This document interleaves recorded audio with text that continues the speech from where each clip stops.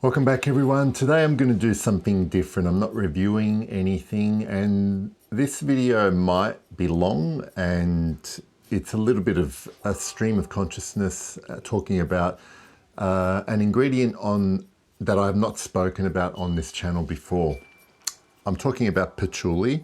I have in this little jar a 10% patchouli diluted in alcohol, which is pretty common way to sort of smell raw ingredients. So I'm gonna kind of use this as a reference, and really all I'm gonna do is smell some of my favorite patchouli fragrances, and I've got some samples as well, and kind of really highlight how varied, how versatile this ingredient was. And I, like a lot of people, when I first got into perfume, probably sort of pigeonholed patchouli as having a particular vibe about it. Everybody talks about this kind of, hippie smell, but yes, it's there. But really, once I kind of opened my mind a little bit, started to smell a lot of other things with prominent patchouli in them, it really expanded my horizons and tastes in terms of the types of perfume I was really enjoying. So I'm going to smell this patchouli oil and try to describe to you some of the characteristics that I get from it. And I'm sure that a lot of you watching have smelled patchouli, know what, patchouli to me actually used to be very hard to identify in perfumes, and over time it's gotten a lot easier. When I smell patchouli oil on its own, it's definitely a smell that I used to smell before. And years ago, myself and my friends were into using oils for aromatherapy, just having oil burners and that kind of thing. Patchouli used to be a very, very common oil that was burned. But what I mainly get from it is this really damp earthiness. It always conjures imagery in my head of not so much wet earth, but also wet, leaf matter on a forest floor. It's always, to me, a damp smell. And because of that dampness, instead of imparting any, being predominantly green or earthy, the dampness also gives it a sweetness as well. And this is why patchouli is paired really well with a lot of other ingredients. But there's a couple of perfumes in particular that I'm going to talk about that I don't have samples of here, where the note of chocolate or cocoa is used really well in partnered with patchouli. And the patchouli really sort of brings these perfumes back from being full-on gourmands because of that cocoa and chocolate. I'll talk about Coromandel from Chanel, and also Borneo 1834 from Serge Lutens. Now, I don't have samples here to smell, so I'm not going to pretend to try and describe what they are. I've smelled these before, but I haven't smelled them for a while. But I do remember the patchouli really bringing, I think the patchouli is really the star ingredient in both those perfumes and bringing those perfumes to life. Now, I'm gonna smell a couple of things here on tester strips. What I might do is start off with some of the bottles that I own that have patchouli in them. Now, I'm gonna start off with this one here. This is Prada Pour Homme, Amber Pour Homme Intense. So this one here is not what you would typically think about when you think about a patchouli fragrance, because Patchouli is a little bit of a shapeshifter, and I'm sure that also has to do with what types of patchouli are used, whether they're patchouli oils or they're synthetically manufactured, and what they're mixed with as well.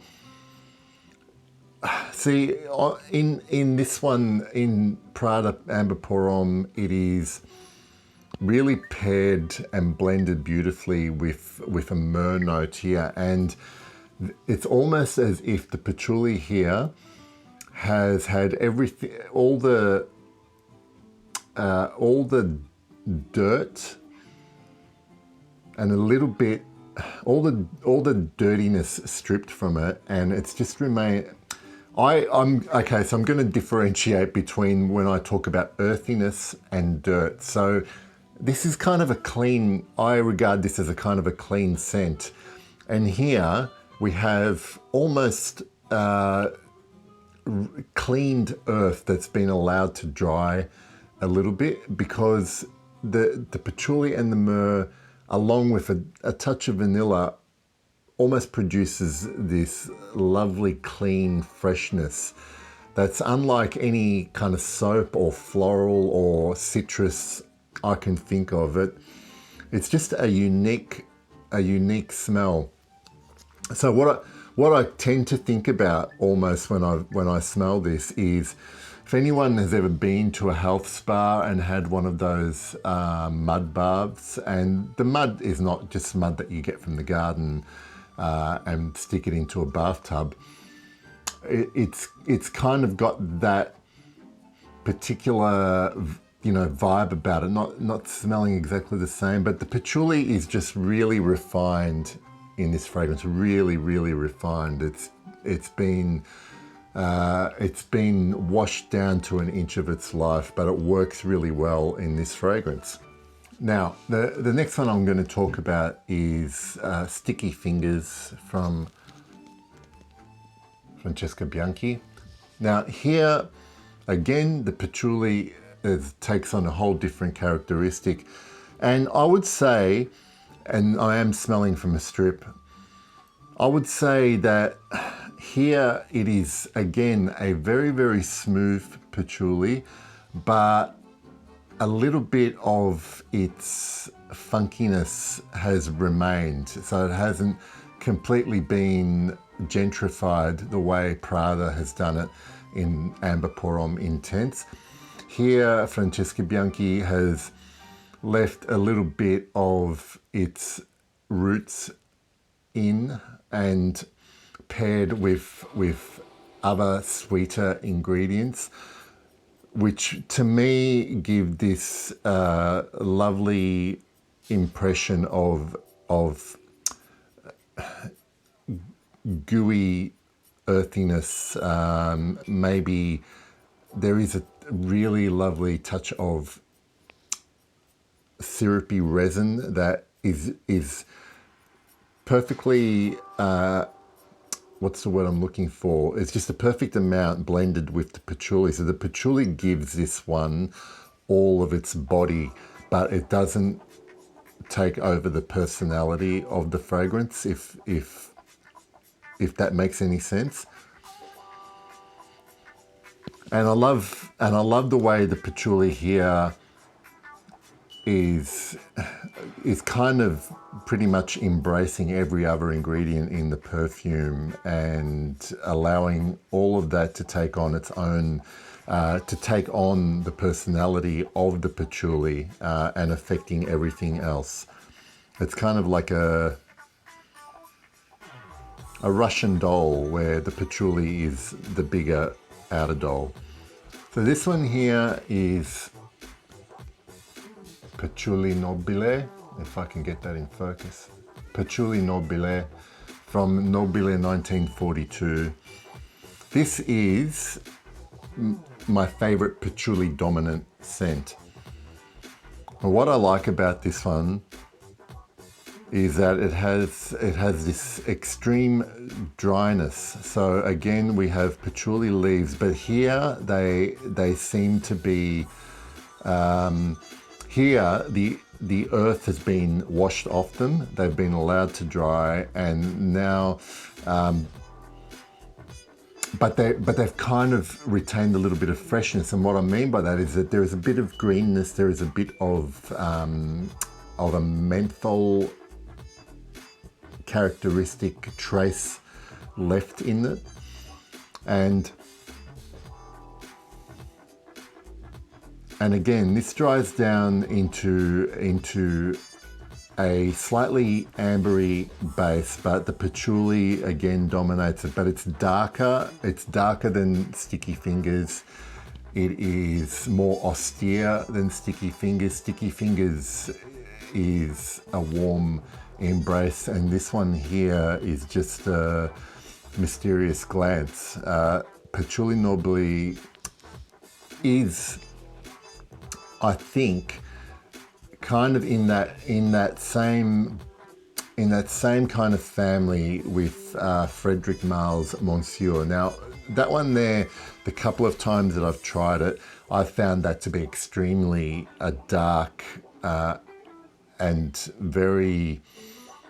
There was something just a little bit off-putting about that fragrance that Patchouli Noble doesn't have. A lot of people really like Monsieur by Frederic Malle, but that patchouli there, for some reason, did not feel, it felt like a very modern, very, very modern,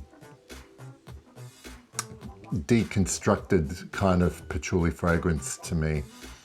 But this is what I like about the Patchouli Noble. It has, I think it forces you to get to know it and to love it, and it's not as easily crowd pleasing as a lot of other fragrance with dominant patchouli. So the next one I'm going to talk about is a decant, which I don't have much of, and I am considering a bottle once it runs out. This one here is from Jovoy. This is private label. Now, a lot of people that know private label will probably recognize that there's definitely a strong vetiver accord and there's a leather accord there as well. But for me, what ties this together and what becomes more prominent in the dry down, so you don't get too much of it in the opening, is this great patchouli note. Now, here the patchouli acts as a binder almost between the vetiver and the leather, and it's still a beautifully dark, I think, a very dark green, clean patchouli that's used here. And I'm not sure, my memory is a bit faint, but also Jovoy have Incident Diplomatique, which is more patchouli than this one, a lot more, and that is also really nice, but I haven't smelled that one for a long time. So Jovoy is definitely a good house to check out when it comes to exploring good patchouli notes.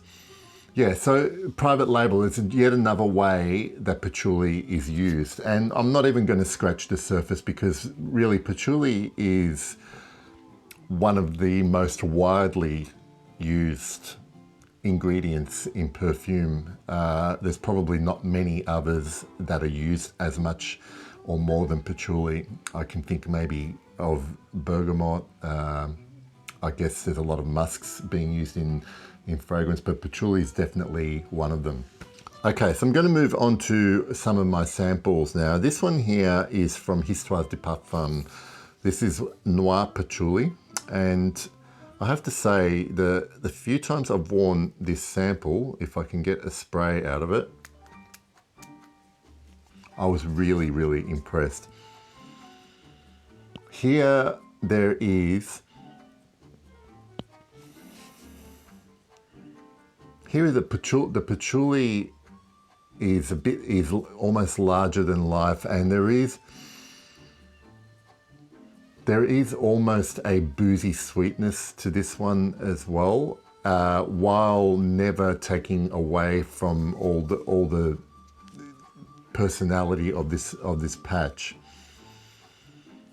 And this has really good lasting power, develops really well, but you do have to be Look, this is essentially what it smells like to me is a patchouli amber, a patchouli dominant amber fragrance. And it is also similar to the patchouli you might find in other Histoire de Parfum fragrances like 1740.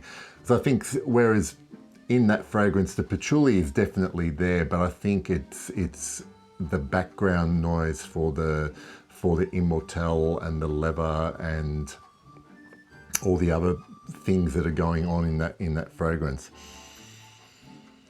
Whereas here, patchouli takes center stage, but dries down to a kind of lovely ambery base. And then this one's also very dark, but sweet. Okay, next one is a very, very popular fragrance from the house of Diptyque. This one is called Tempo, and again, it's a patchouli-based fragrance. And here I get there is a very distinct greenness. Now, I think that this comes from something like there is a green note that runs through here, which basically emphasizes the greenness of the patchouli. And I don't know if it is something like cypriol or even wormwood, or things that are used in sort of absinthe style fragrances. But a lot of people really like this one, and for some reason when I tested this on my skin,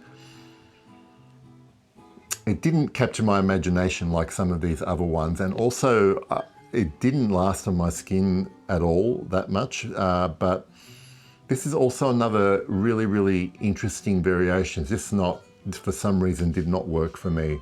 So that's Tempo from Diptyque. All right, so this last one I'm going to try is actually going to be a first time sniff. This one here is called Patchouli Antique from a house called Lenardied. That's how it's spelt, and I probably mispronounced it, but Lenardied Patchouli Antique. And you can see the color of that juice there. And I have no idea what other ingredients are in this perfume.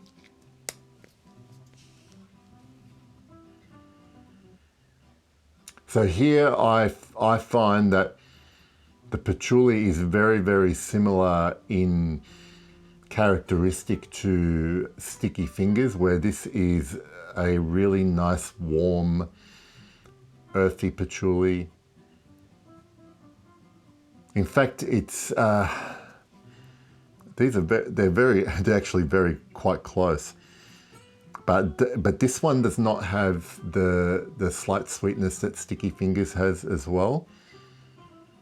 But I like this, and I think if you actually like the smell of, I'm just going to compare it to actual patchouli oil and see what differences I can smell.